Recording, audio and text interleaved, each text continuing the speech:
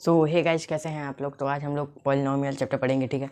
तो पॉलिनॉमियल में क्या क्या होता है, ये सारे जिसमें जितना उसमें फार्मूला होता है वो सारे फार्मूलाज हम देख लेंगे इस चैप्टर में। जितने भी फार्मूलाज होते हैं, क्या क्या कॉन्सेप्ट लगता है, वो सब हम लोग इसमें पढ़ लेंगे, ठीक है। तो चलो हम लोग पढ़ते हैं पॉलिनॉमियल में क्या होता है, कॉन्स्टेंट होते हैं, ठीक है। कांस्टेंट वेरिएबल दोनों साथ में होते हैं। तो कांस्टेंट में क्या क्या होता है, जैसे 2 हो गया, आप लोग तो कांस्टेंट जानते ही होंगे ना। और 2 हो गया पाई, यानी पाई की वैल्यू क्या होती है 3.14। ये 3.14 तो होता ही है, लेकिन ये इसको क्या बोलते हैं, अप्रॉक्सीमेट वैल्यू है। ये मतलब कन्फर्म नहीं, मतलब कन्फर्म 3 तो कन्फर्म है, इसके बाद अप्रॉक्सीमेट मतलब अप्रॉक्स है ना, ठीक। और -4 हो जाएगा, ये सब कांस्टेंट वेरिएबल। और वेरिएबल्स क्या करेंगे, ये चेंज नहीं होगा, 2 जहाँ पे लिख दिया वो 2 ही होगा, 2 चेंज नहीं होगा। लेकिन वेरिएबल्स क्या करते हैं, वेरी करते हैं। वेरी मीन्स चेंज, ये चेंज होते रहते हैं। जैसे x की वैल्यू, y की वैल्यू, z की वैल्यू चेंज होते रहते हैं। जैसे मान लो x + y = 5 और y की वैल्यू अगर 1 लिख दें तो x = 4 आ जाएगा, ठीक। कैसे आया ये देखो, x + 1 है तो यहाँ पे y की जगह 1 रख दो, ठीक, = 5 कर दो। अब x 5 - 1 हो जाएगा और x = 4 हो जाएगा, ठीक। तो और अगर हम यहाँ पे 2 रख देते तो यहाँ पे उधर 5 में से 2 गया 3 हो जाता है यहाँ पे। तो मतलब x की वैल्यू, y की वैल्यू, वेरिएबल्स की वैल्यू क्या होते रहते हैं, चेंज होते रहते हैं। और कांस्टेंट वेरिएबल यानी कांस्टेंट के साथ वेरिएबल, यानी 2x 4x 5x², 9x³ ऐसे ढेर सारे, ठीक है। अब हम लोग पढ़ते हैं कि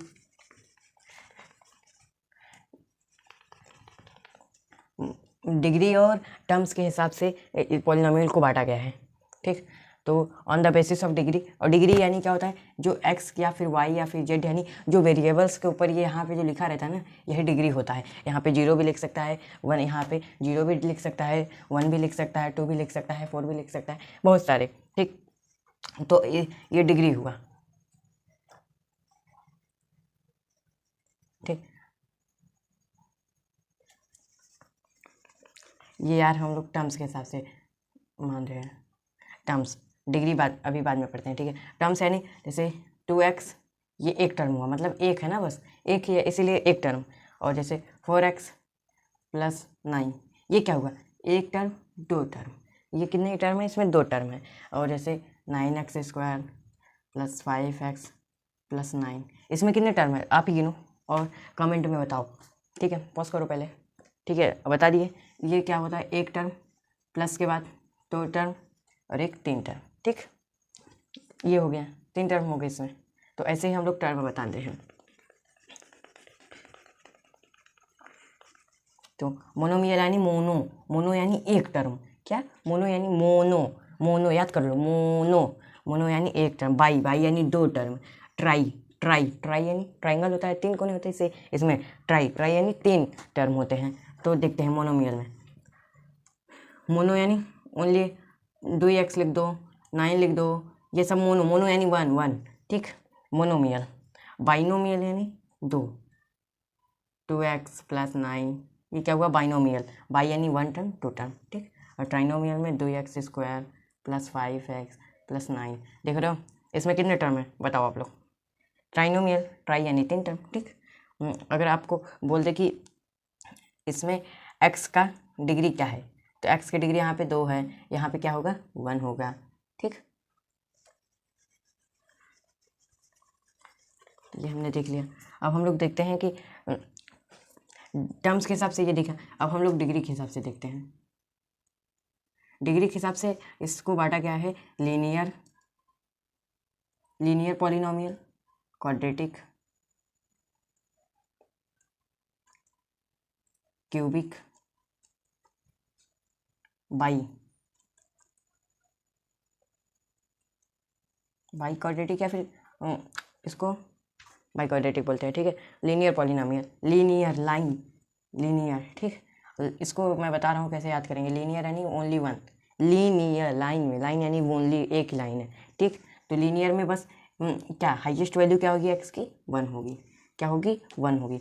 लाइन यानी हाईएस्ट वैल्यू 1 होगी, जैसे 2x + 9, ठीक। और कांस्टेंट का जानते हो, ऐसे हम लोग 9x⁻0 लगा सकते हैं, तो x⁻0 क्या होगा, 1 हो जाएगा। जिसके ऊपर x⁻0 जीरो हो जाता है तो वो तो कैंसिल होके 1 हो जाता है ना, और जब इसमें 1 से इंटू कर देंगे तो 9 1 जा 9 हो जाएगा। ठीक, तो इसकी डिग्री क्या हुई कांस्टेंट, मान लो 9 की डिग्री पूछ लिए तो क्या बताओगे, तो 9 की डिग्री क्या होती है, 0 होती है। तो अभी मैं क्या पढ़ा रहा था, लीनियर यानी एक्स, इसमें जो वेरिएबल है उसके सबसे हाईएस्ट पावर, इसकी तो 0 हुई, ये तो हाईएस्ट होगी नहीं, लीनियर यानी 1, इसका 1, तो क्या बोलोगे आप लोग एक्स पावर 1। और क्वाड्रेटिक में यानी 2, क्वाड्रेटिक यानी 2 2, ठीक, 2x² प्लस 9x प्लस 4, ठीक। क्वाड्रेटिक में x की वैल्यू आपसे पूछेंगे, सब क्वाड्रेटिक x की वैल्यू कौन सी है, तो x की वैल्यू यानी क्वा 2, इसमें 1, ठीक, तो इसमें क्या है, ये है x की इक्वल टू 2 डिग्री 2 है, ठीक। और क्यूबिक में यहाँ पे क्यूब हो जाएगा,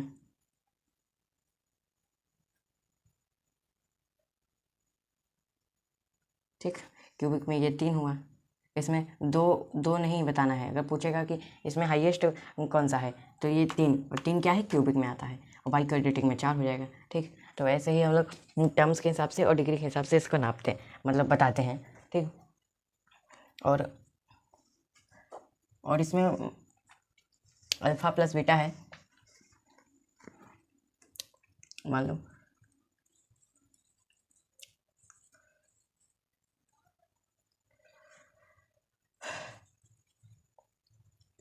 इसमें क्या होता है, ax², इस यहाँ पे क्या लिख देते हैं, a नहीं है ना, तो a² plus bx plus c, ठीक। तो x की क्या है, a की वैल्यू क्या है, x है, b x c कांस्टेंट होता है यहाँ पे, जैसे आप लोग देख रहे हो ना यहाँ पे c कांस्टेंट होता है, तो ऐसे ही यहाँ पे हम लोग क्वाड्रेटिक में पढ़ेंगे, तो इसका बोलेंगे सम ऑफ पॉलिनोमियल्स,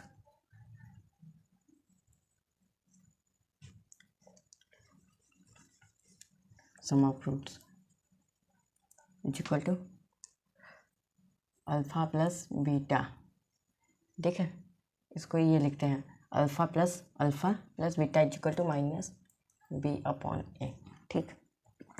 तो माइनस बी अपॉन ए, ठीक, तो इसका हम लोग पता करते हैं, माइनस बी अपॉन ए, इसको रखते हैं, बी की वैल्यू क्या है, ऐसे ए की वैल्यू 1, ये यहाँ पे 1 है ना, 1x² लिख सकते हैं, और बी की वैल्यू ये है, बी की जगह ये है ना, तो बी की जगह ये 6 लिख देंगे, और सी में क्या लिखेंगे, सी यानी कांस्टेंट यानी 12, तो यहाँ पे सम ऑफ जीरोज होगा रूट से, इसके जीरोज पूछ रहे हैं ना, इसमें जीरोज की बात होगी, और क्वाड्रेटिक के क्वेश्चन में रूट्स की बात होगी, तो इसमें हम लोग सम ऑफ जीरोज यानी alpha plus beta equal to minus B upon A, और इक्वल टू बी क्या है, बी आप लोगों तक 6 है ना, तो ये माइनस क्वेश्चन का ये माइनस लिखेंगे, 6 क्या है, प्लस में है, ठीक, और ए क्या है, ए यहाँ पे 1 है, हो गया, तो alpha plus beta is equal to minus से अपॉन 1 लिखो चाहे ना, और अल्फ़ा इंटू बीटा सी अपॉन ए, तो सी क्या है, 12 है, अल्फ़ा इंटू बीटा होता है, ठीक है, इंटू लगा रहता है, लिखते नहीं है सी,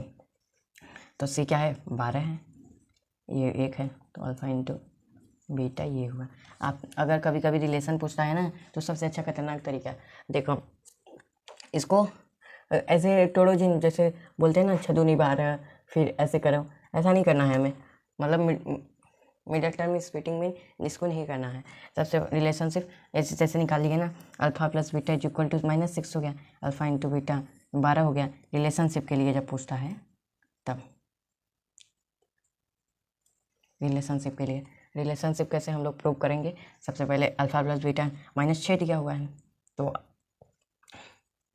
alpha plus beta is equal to minus B upon A, ठीक, अल्फ़ा प्लस बीटा -6 के बराबर है, तो यहाँ पे -6 लिखा दो, और बी की वैल्यू क्या है 6, और ये माइनस उतार दो, फिर 6 उतार दो, ये हेंस प्रूफ हो गया, ऐसे इंटू बीटा भी निकाल लो, सी अपॉन ए क्या इंटू अल्फ़ा इंटू बीटा का 12 हुआ, और सी अपॉन ए, सी अपना 12 है, ये लो हेंस प्रूफ हो गया। तो ऐसे ही खतरनाक तरीका है ये, आप लोग ऐसे भी कर सकते हैं, ठीक। और एक फार्मूला और है, के x² minus sum x plus product, बता रहा हूँ कैसे, क्या होता है ये जैसे मान लो कोई जीरोज दे दिया 2,3, ठीक, 2,3 जीरोज हैं, जैसे एक्स की वैल्यू है ना 2 और 3 है, तो इसको इसमें बदलो, मतलब इस ऐसा बना दो, ये जो है ना ऐसा बना दो, ठीक, ऐसा बोलता है ये, ऐसा आपसे दे देगा नंबर, और जैसे बोल देगा ये सम है और ये प्रोडक्ट है, यानी ये अल्फ़ा प्लस बीटा है और ये अल्फ़ा इंटू बीटा है। तो यहाँ पे के की वैल्यू 1 ले लो, खतरनाक, के की वैल्यू 1 और 1 इसमें इंटू होगा, और एक्स स्क्वायर माइनस सम क्या है, सम 2 है, और एक्स लिख दो, प्लस प्रोडक्ट क्या है 3 है, हो गया, और 1 इसमें इंटू होगा तो वही हो जाएगा। तो आप लोग ऐसा कर सकते हैं, ठीक, ये सब फार्मूलाज हैं, मेन फार्मूलाज, ठीक, देख सकते हैं। ओके, तो अपना ये चैप्टर कंप्लीट होता है पॉलिनोमियल। अब इसके बाद हम लोग दूसरा चैप्टर पढ़ेंगे। तो यार थोड़ा सा दिक्कत होती है रिकॉर्डिंग करने में, और मेरा ये तीसरा रिकॉर्डिंग है, और मैं अब चौथा रिकॉर्डिंग करूँगा, और मुझे भी अब पढ़ना होता है ना, तो थोड़ा सा, चलो ठीक है, तब मिलते हैं गाइज फिर से। और थोड़ा सा यार तुम लोग पढ़ो, नहीं तो जब पहुँच जाओगे ना, मतलब 11-12 में जब आओगे तो तुम्हें क्वेश्चंस लगाने में दिक्कत होगा। अगर बायो लोगे तो साइंस अच्छे से पढ़ो, और मैथ भी पढ़ो, क्योंकि मैथ भी करना पड़ता है, तो मन लगा दो भाई साहब, क्योंकि बोर्ड के पेपर्स अच्छे आने लगे हैं अब, तो पढ़ो। चलो गाइस।